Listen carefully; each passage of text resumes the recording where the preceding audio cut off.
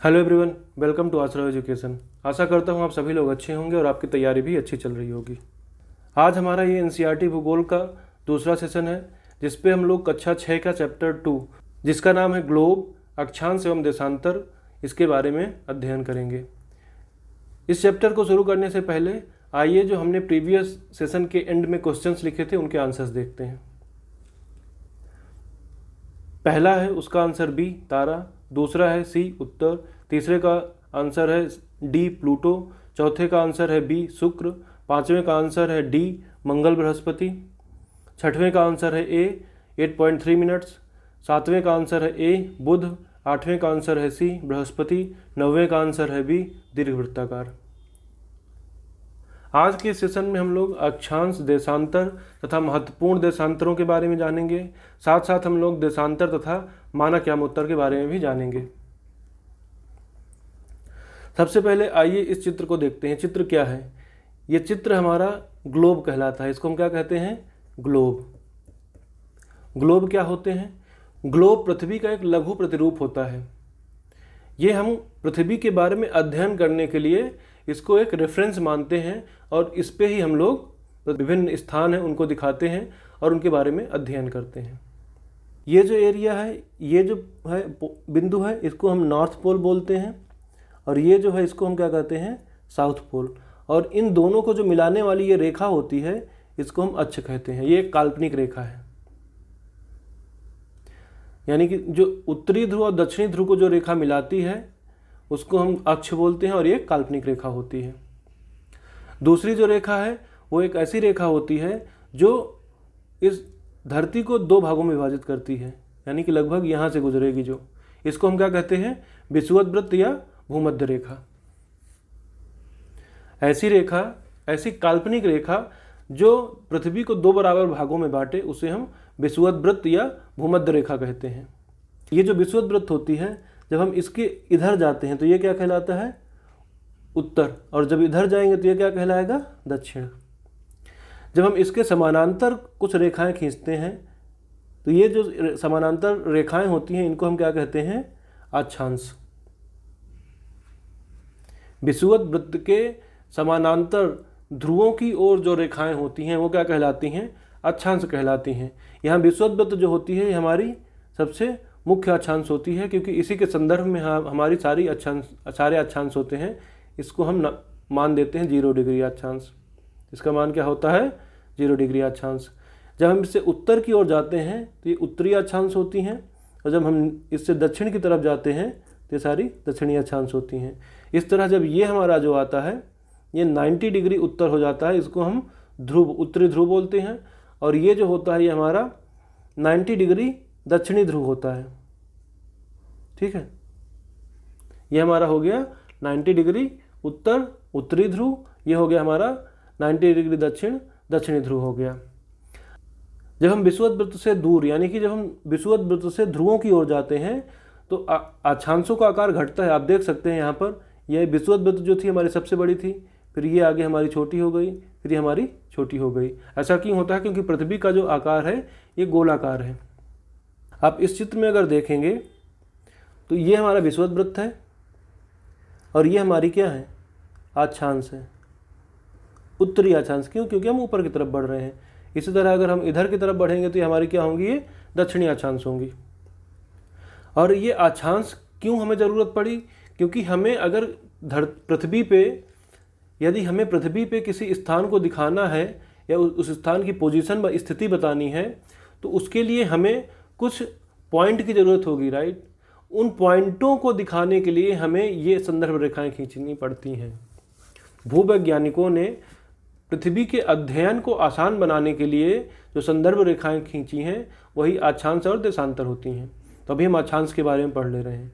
जैसे अगर आप देखेंगे तो भारत के महाराष्ट्र में जो चंद्रपुर है और दक्षिण अमेरिका के ब्राज़ील में जो बेलो हॉरिज़ॉन्टे हैं, ये दोनों 20 डिग्री अक्षांश में हैं। लेकिन जो चंद्रपुर है वो 20 डिग्री उत्तरी अक्षांश पे है, कहीं यहाँ पर, और जो दक्षिण अमेरिका का ब्राज़ील का शहर बेलो हॉरिज़ॉन्टे है वो दक्षिणी में है, 20 डिग्री दक्षिणी में समूह यहाँ पर है। ठीक है, आइए कुछ महत्वपूर्ण अक्षांशों के बारे में देखते हैं। ये 7 जो है हमारी महत्वपूर्ण अक्षांश होती है। सबसे पहली विषुवत जिसको हमने अभी समझा है, जो पृथ्वी को 2 बराबर भागों में बांटती है और इसका मान क्या होता है, 0 डिग्री होता है। दूसरी होती है उत्तरी ध्रुव, ये यहाँ पर होती है, इसका मान क्या होता है 90 डिग्री। और ये होती है हमारी दक्षिणी ध्रुव, इसका मान क्या होता है 90 डिग्री। लेकिन ये यहाँ पर जो होती है ये उत्तरी होती है और ये क्या होती है यहाँ दक्षिणी होती है। इसके बाद जो हमारी महत्वपूर्ण रेखा है वो कर्क रेखा है ये, और मकर रेखा।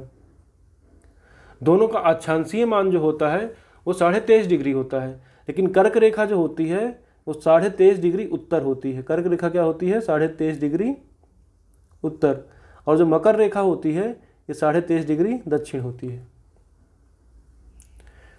फिर नेक्स्ट है उत्तरी ध्रुववृत्त ये, और दक्षिणी ध्रुववृत्त ये। इसका मान क्या होता है 66.5 डिग्री उत्तर।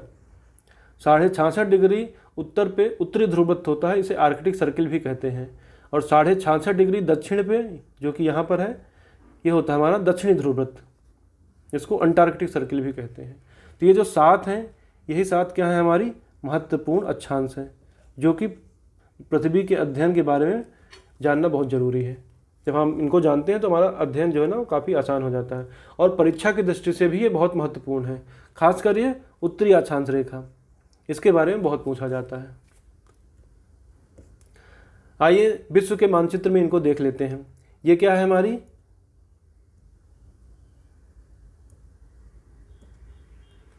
ये क्या है विषुवत वृत्त है। ये हमारी कहाँ कहाँ से होकर के गुजरती है, एशिया महाद्वीप, अफ्रीका महाद्वीप और दक्षिणी अमेरिका महाद्वीप से होकर के, 3 महाद्वीपों से होकर के गुजरती है। ये क्या है हमारी कर्क रेखा है। कर्क रेखा हमारी कहाँ कहाँ से होकर गुजरती है, एशिया, अफ्रीका और उत्तर अमेरिका से होकर के गुजरती है। ये क्या है मकर रेखा, ये कहाँ से होकर गुजरती है, ऑस्ट्रेलिया, अफ्रीका और दक्षिणी अमेरिका। तो आप देखेंगे तो दक्षिण अफ्रीका एक ऐसा महाद्वीप है जिससे ये तीनों कर्क रेखा, विषुवत वृत्त और मकर रेखा, ये तीनों अक्षांश महत्वपूर्ण अक्षांश गुजरते हैं। फिर ये है हमारा आर्कटिक वृत्त या आर्कटिक सर्किल या उत्तरी ध्रुव वृत्त। ये एशिया, यूरोप और उत्तर अमेरिका से होकर गुजरता है। और ये है हमारा दक्षिणी ध्रुव वृत्त या अंटार्कटिक सर्किल, जो सिर्फ अंटार्कटिका महाद्वीप से होकर के गुजरता है। 23.5 डिग्री जो है अक्षांश, ये हमारे भारत से होकर के भी गुजरती है। ये है हमारा भारत, आगे हम इसको देखेंगे। जो विषुवत वृत्त होता है ये अफ्रीका महाद्वीप को लगभग 2 बराबर भागों में बांटती है। आप देखेंगे ये लगभग 20 से होकर, मध्य से होकर गुजरती है, तो ये लगभग 2 बराबर भागों में इसको बांटती है। कर्क रेखा भारत से होकर के भी गुजरती है। कौन कौन से राज्य से होकर गुजरती है, गुजरात, राजस्थान, मध्य प्रदेश, छत्तीसगढ़, झारखंड, पश्चिम बंगाल, त्रिपुरा और मिजोरम। ये 8 राज्यों से होकर के गुजरती है, याद रखिएगा। ताप कटिबंध। ताप कटिबंध क्या होते हैं, सूर्य से प्राप्त होने वाली ऊष्मा के आधार पर भूवैज्ञानिकों ने पूरी पृथ्वी को 5 कटिबंधों में डिवाइड किया है। उष्ण कटिबंध, उत्तरी शीतोष्ण कटिबंध, दक्षिणी शीतोष्ण कटिबंध, उत्तरी शीत कटिबंध और दक्षिणी शीत कटिबंध। अगर आप मोटे मोटे तौर पर देखेंगे तो ये मुख्यतः 3 ही हैं, 1, 2 और ये 3। लेकिन जब हम इन दोनों को उत्तरी और दक्षिणी ध्रुव के परिप्रेक्ष्य से देखते हैं तो ये 4 हो जाती हैं, इसीलिए हम टोटल 5 कटिबंध की बात करते हैं। पहला आता है उष्ण कटिबंध, जो कर्क रेखा और मकर रेखा के बीच का क्षेत्र है, इसको उष्ण कटिबंध कहते हैं। यहाँ पर हमें सर्वाधिक ऊष्मा प्राप्त होती है, क्योंकि दिन में एक बार जरूर सूर्य सर के ऊपर आता है, यानी कि सबसे ऊंचे बिंदु पर होता है।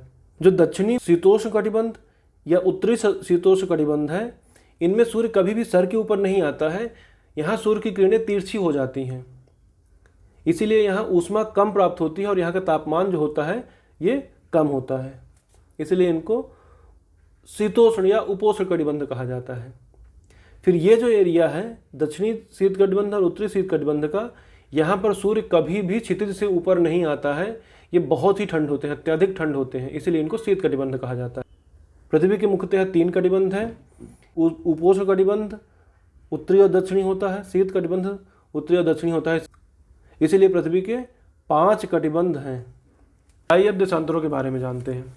देशांतर क्या होती हैं? हमने अक्षांशों को देखा। अक्षांश क्या थे? जो विषुवत वृत्त के समानांतर थे। ठीक है। इसी तरह देशांतर जो होते हैं वो क्या होते हैं? वो होते हैं जो उत्तरी ध्रुव और दक्षिणी ध्रुव को मिलाएं। ऐसी रेखा जो उत्तरी ध्रुव और दक्षिणी ध्रुव को मिलाकर के खींची गई है। अगेन ये काल्पनिक रेखा है, कोई धरती पर ऐसी, पृथ्वी पर ऐसी रेखा एग्जिस्ट नहीं करती है, ये काल्पनिक रेखा है। तो ये जो उत्तरी ध्रुव और दक्षिणी ध्रुव को मिलाए उनको क्या कहा जाता है? देशांतर रेखा कहा जाता है। तो ये सारी क्या है? देशांतर रेखाएं हैं। देशांतर रेखाओं की लंबाई जो होती है समान होती है, यानी कि ये देशांतर रेखा भी, ये देशांतर रेखा, ये देशांतर रेखा, इन सब की लंबाई समान होगी, लेकिन इनके बीच की दूरी जो है वो ध्रुवों की तरफ घटती चली जाती है। सबसे ज़्यादा कहाँ पर होती है? विषुवत वृत्त के पास होती है।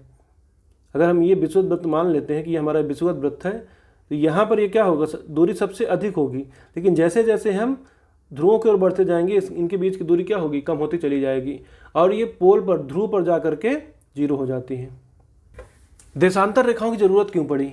जब हमें किसी स्थान की स्थिति बतानी हो, लोकेशन बताना हो, तो उस लोकेशन को हम सिर्फ अक्षांश को लेकर के नहीं बता सकते हैं। उसके अलावा हमें कुछ और भी जानकारी की ज़रूरत होती है। वो जानकारी हमें कहाँ से मिलती है? उसके देशांतर की पोजीशन से, कि वो कौन से देशांतर में स्थित है। उदाहरण के लिए अगर हम देखेंगे तो जो टोंगा द्वीप है प्रशांत महासागर में, और मॉरिशस द्वीप समूह है जो हिंद महासागर में, ये दोनों 20 डिग्री दक्षिण अक्षांश पर स्थित हैं। अभी 20 डिग्री दक्षिण अक्षांश पे हम कोई भी व्यक्ति 20 डिग्री दक्षिणी अक्षांश पर पहुंच तो जाएगा, लेकिन वो ये नहीं बता पाएगा कि ये टोंगा द्वीप है या मॉरिशस द्वीप है। इसी के लिए क्या ज़रूरत है हमें? देशांतरों की। इसके अलावा देशांतर का दूसरा भी एक उपयोग है, जो क्या है? समय बताने के लिए। ग्रीनिच जो स्थान है, जहाँ पर ब्रिटिश वेधशाला स्थित है, वहाँ से जो गुजरने वाली देशांतर थी उसको क्या बना लिया गया है? मानक यामोत्तर बना लिया गया। क्या बना लिया गया? मानक यामोत्तर। ये जो हमारी रेखा है, ये जो ब्रिटिश वेधशाला से गुजरती है, इसको बना लिया गया मानक यामोत्तर, और इसका मान क्या दे दिया गया? 0 डिग्री। तो ये 0 डिग्री जो देशांतर होती है उसको हम प्रमुख यामोत्तर, मानक यामोत्तर कहते हैं। ये कहाँ से गुजरती है? ये ग्रीनिच से गुजरती है, जहाँ पर ब्रिटिश वेधशाला स्थित है। अब इसके पूर्व में अगर हम जाएंगे तो ये पूर्वी देशांतर कहलाएंगी, और इसके पश्चिम में जाएंगे हम तो ये पश्चिमी देशांतर कहलाएंगी।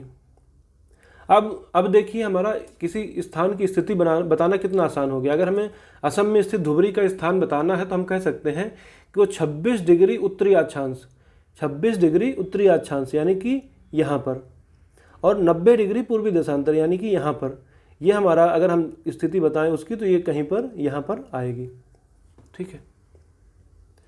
तो मानक यामोत्तर की स्थिति बताने में और समय को बताने में भी हमारा ये बहुत उपयोग करता है। ये देखते हैं समय के उपयोग में कैसे आता है। हमने यहाँ ये समझ लिया कि हमारी क्या थी? ये प्राइम मेरिडियन थी, यानी कि मानक यामोत्तर थी, मुख्य समय रेखा, मानक समय रेखा, आप इसे कुछ भी नाम से पुकार सकते हैं। वैसे तो समय मापन का सबसे अच्छा साधन पृथ्वी, चंद्रमा और ग्रहों की गति है, और हम जानते हैं कि हर एक स्थान पर सूर्योदय और सूर्यास्त होता है। इसीलिए हर एक स्थान पर अलग अलग समय में, दिन के अलग अलग समय में क्या होगा? परछाई की जो लंबाई होगी वो अलग अलग होगी। अगर हम दोपहर में देखें तो हमारी परछाई सबसे छोटी होती है, लेकिन अगर हम वही सायं या सूर्योदय के समय देखें तो सबसे लंबी होती है।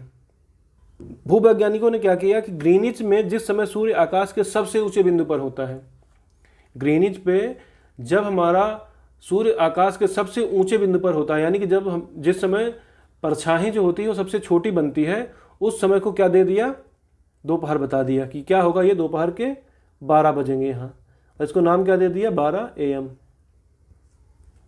और क्या कहा कि अब इससे पूर्व में अगर हम जाएंगे, यानी ग्रीनिच जो हमारी रेखा है, उस ग्रीनिच से अगर हम पूर्व में जाएंगे, ये हमारा पूर्व होगा, तो पूर्व में समय बढ़ेगा। यानी कि अगर हमारे यहाँ 12 है तो पूर्व में किसी समय में दोपहर के 1 बज रहे होंगे, किसी समय में शाम के 6 भी बज रहे होंगे। इसी तरह अगर हम पश्चिम में जाएंगे तो हो सकता है किसी समय में सुबह के 11 बज रहे हों, और हो सकता है किसी जगह पर सुबह के 7 ही बज रहे हों।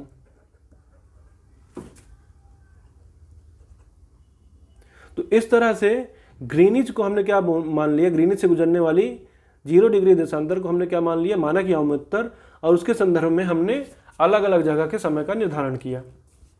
आइए देखते हैं समय देशांतर के बढ़ने के साथ कैसे बढ़ता और घटता है। अगर आप इस चित्र में देखेंगे, ये क्या है, ये हमारी ग्रीनिच रेखा है। अब इसमें जब सूर्य सबसे ऊंचाई के बिंदु पर होगा तब दोपहर के 12 बजेंगे और इस जगह पर जितने भी स्थान होंगे उन सब पे क्या होंगे, दोपहर के 12 बज रहे होंगे। अब अगर हम यहाँ से भारत में आए, भारत कहाँ पर है हमारा, ये है भारत, ये कहाँ है, ये आगे है हमारा और किधर की तरफ है, पूर्व की तरफ है। तो यहाँ पर टाइम क्या होगा, यहाँ पर हमारा टाइम आगे होगा और कितना आगे होगा, ये 5.5 घंटे होगा। वो किससे कैसे निकालते हैं, वो देशांतर की पोजीशन के बेसिस पे निकालते हैं। ठीक है, अभी हम देखेंगे कैसे निकलता है। तो यहाँ पर क्या हो गया हमारा, ये भारत का समय क्या होगा, जब यहाँ दोपहर के 12:30 बज रहे होंगे तो हमारे यहाँ उसी दिन के 5:30 बज रहे होंगे, शाम के 5:30। यहाँ क्या थे, दोपहर के 12 और यहाँ पर शाम के 5:30 बज रहे होंगे।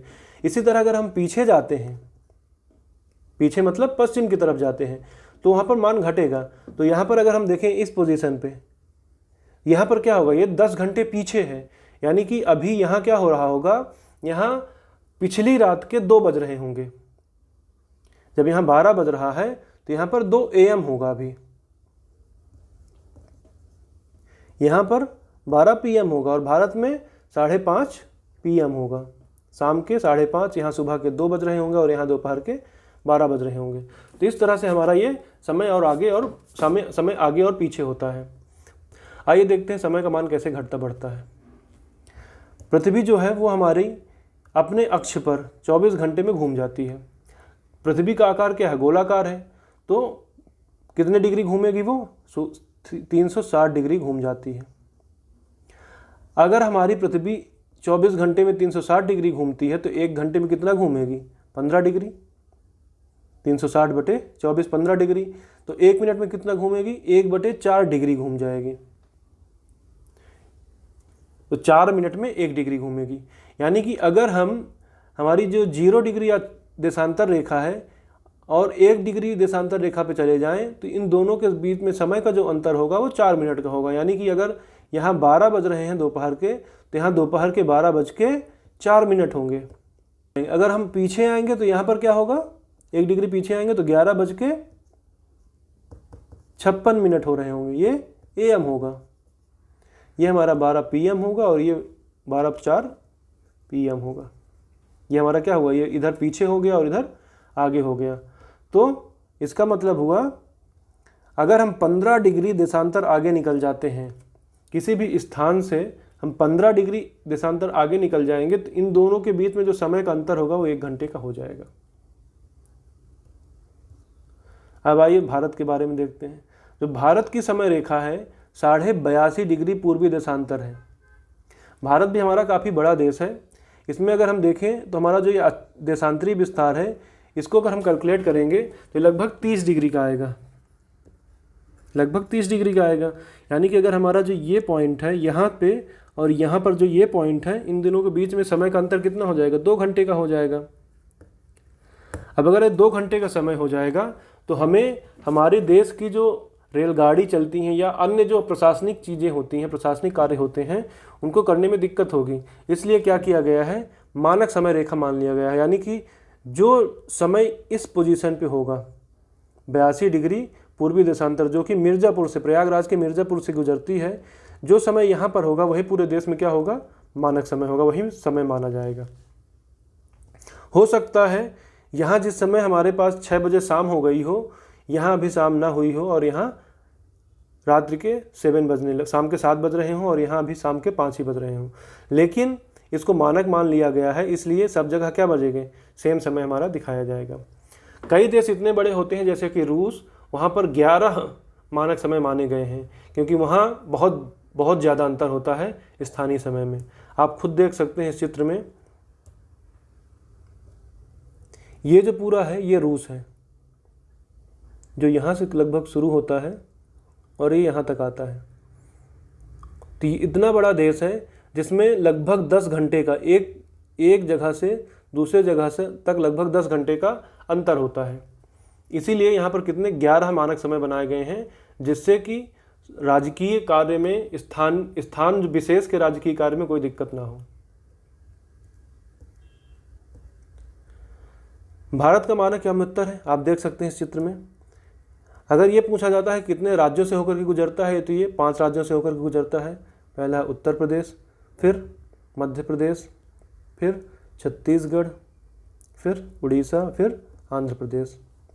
लेकिन ये मुख्यतया कहाँ से गुजरता है? भारत के एक सुप्रसिद्ध क्षेत्र प्रयागराज के मिर्जापुर से। ठीक है, तो ये आज हमने जाना अक्षांश और देशांतर के बारे में। आइए इस पे देखते हैं उन क्वेश्चंस को जो विभिन्न एग्जामों में पूछे गए हैं या पूछे जाने की संभावना है। ये हमारे 9 क्वेश्चंस हैं, इनको आप देखिए और इनका उत्तर कमेंट पे लिखिए। इनके उत्तर हम अगले सेशन में प्रोवाइड करेंगे। और जो हमने शुरुआत में क्वेश्चन डिस्कस किए हैं, अगर आपको उन क्वेश्चंस में कोई भी डिफिकल्टी है तो आप जाकर के प्रीवियस सेशन जो है उसको एक बार देख लीजिए। लगभग 15 मिनट का सेशन है, उसको देखने के बाद आपके सारे वो कॉन्सेप्ट्स क्लियर हो जाएंगे, जिससे कि आप आसानी से ना कि अभ्यास प्रश्न बल्कि परीक्षा में पूछे जाने वाले प्रश्नों को भी आसानी से सॉल्व कर पाएंगे। आशा करता हूँ आपको ये सेशन अच्छा लगा होगा। अगर आपको अच्छा लगा है तो आप इस चैनल को सब्सक्राइब कीजिए, लाइक कीजिए और औरों के साथ भी शेयर कीजिए, जिससे कि वो भी इसका फ़ायदा उठा सकें। वीडियो देखने के लिए बहुत बहुत धन्यवाद।